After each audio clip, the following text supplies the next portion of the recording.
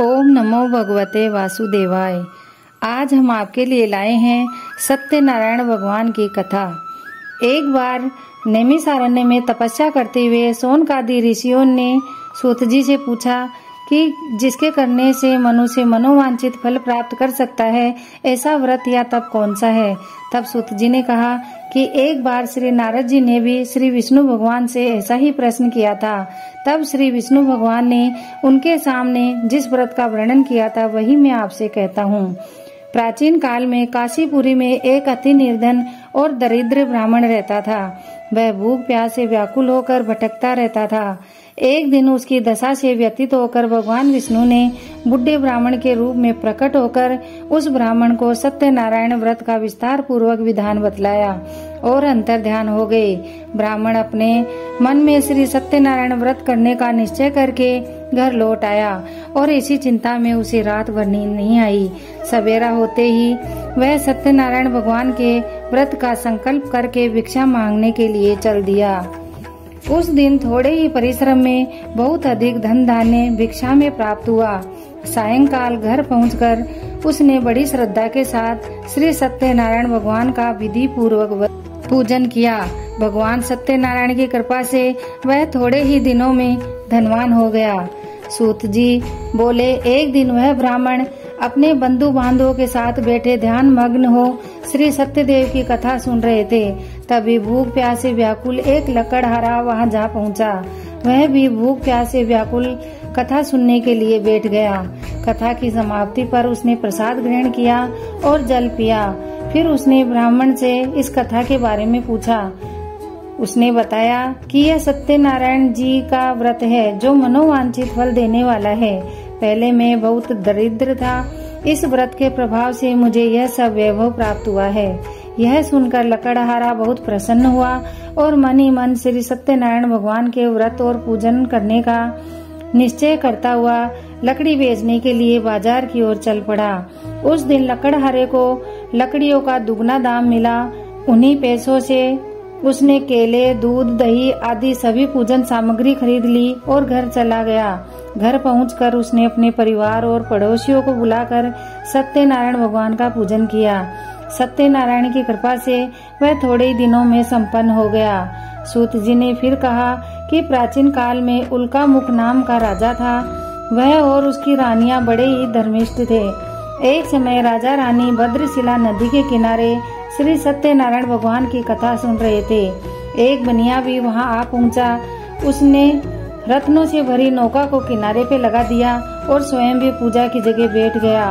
वहां का चमत्कार देख उसने राजा से इसके बारे में पूछा। राजा ने बताया कि हम विष्णु भगवान का पूजन कर रहे हैं। यह व्रत सभी मनोकामनाएं पूर्ण करता है।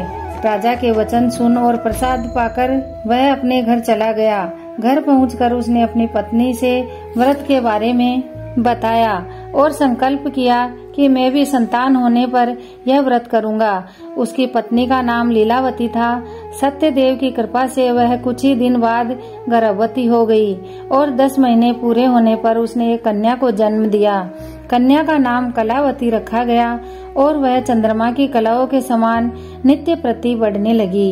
एक दिन अवसर पाकर लीलावती ने अपने पति को सत्यदेव का व्रत करने की बात याद दिलाई। उसने कहा, मैं यह व्रत कन्या के विवाह के समय करूंगा।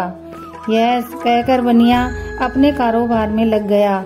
जब वह कन्या विवाह के योग्य हुई तो बनिए ने दूतों के द्वारा खोज करवाकर कंचनपुर के एक बनिए के सुंदर, सुशील और गुणवान बालक के साथ उसका विवाह कर दिया। फिर भी बनिए ने सत्यनारायण भगवान का व्रत नहीं किया। इससे श्री सत्यनारायण भगवान नाराज हो गए। कुछ दिनों बाद बनिया अपने दामाद को साथ लेकर समुद्र के किनारे व्यापार करने लगा। एक दिन रकुलसारपुर के राजा चंद्रकेतु के खजाने से चोरों ने बहुत सारा धन चुरा लिया। राजा के सिपाही चोरों का पीछा कर रहे थे। चोरों ने जब देखा कि सिपाहियों से बचना कठिन है तो उन्होंने राजकोष से चुराया हुआ धन एक जगह फेंक दिया और स्वयं भाग गए। वही बनिए का डेरा था। सिपाही चोरों को ढूंढते हुए उसी जगह पहुंच गए और उन्होंने दोनों बनियों को चोर समझकर पकड़ लिया। राजा ने दोनों बनियों को जेल में डालने का आदेश दिया और उनका धन राजकोष में जमा कर दिया। श्री सत्यदेव के कोप से लीलावती और कलावती भी बड़े दुख से जीवन व्यतीत कर रही थी। एक दिन कलावती भूख प्यास से व्याकुल होकर एक मंदिर में चली गई। वहाँ पर श्री सत्यनारायण भगवान की कथा हो रही थी। वहीं बैठकर उसने कथा सुनी और प्रसाद लेकर रात होने पर घर पहुँची। माता के देरी का कारण पूछने पर उसने सब बात कह दी। उसकी बात सुनकर लीलावती को अपने पति की भूली हुई बात याद आ गई और फिर उसने श्री सत्यदेव के व्रत का निश्चय किया। उसने सब बंधु बांधवों को बुलाकर श्रद्धा पूर्वक कथा सुनी और विनम्र भाव से आर्त होकर प्रार्थना की कि मेरे पति ने संकल्प करके जो आपका व्रत नहीं किया है उसी से आप नाराज हुए थे। अब कृपा करके उनका अपराध स्वीकार करें। लीलावती की प्रार्थना से श्री सत्यदेव प्रसन्न हो गए। उसी रात में श्री सत्यदेव ने राजा चंद्रकेतु को स्वप्न में दर्शन देकर कहा कि प्रातःकाल होते ही दोनों बनियों को जेल से छोड़ दो और उनका सारा धन उनको लौटा दो, वरना पुत्र पौत्र समेत तुम्हारा राज्य नष्ट हो जाएगा। इतना कहकर सत्यदेव तो अंतर्ध्यान हो गए और राजा ने भी सवेरा होते ही दोनों बनियों को मुक्ति का आदेश दे दिया। साथ ही उनका धन उन्हें लौटा दिया और बहुत सम्मान के साथ उनको विदा किया।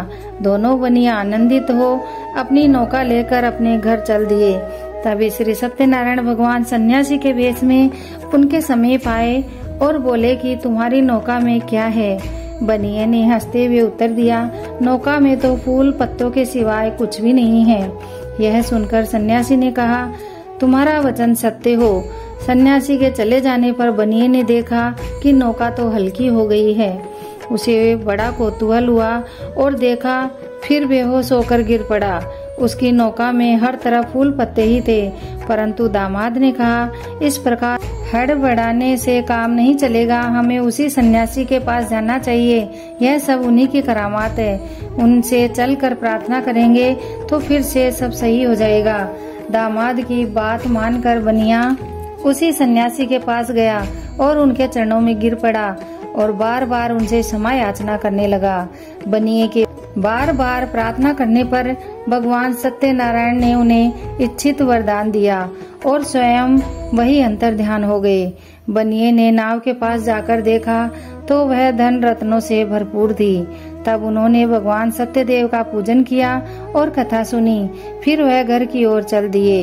अपने नगर के समीप पहुंचकर बनिए ने लीलावती के पास अपने आने का समाचार भेजा।